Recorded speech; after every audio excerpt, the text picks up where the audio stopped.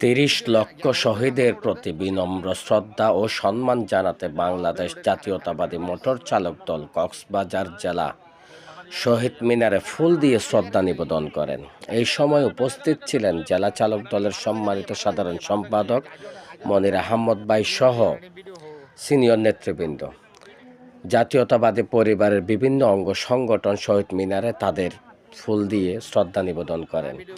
যারা দেশের জন্য জীবন দিয়েছেন তাদের আত্মত্যাগ আমরা কখনো ভুলব না। আল্লাহ তাআলা সকল শহীদদের জান্নাতুল ফেরদৌস দান করুক, আমিন সুম্মা আমিন।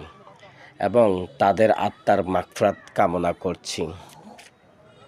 জাতীয়তাবাদী পরিবারের পক্ষ থেকে সকল শহীদদের প্রতি আমার ব্যক্তিগতভাবে জানাই বিনম্র শ্রদ্ধা ও সম্মান। সকলে ভালো থাকবেন।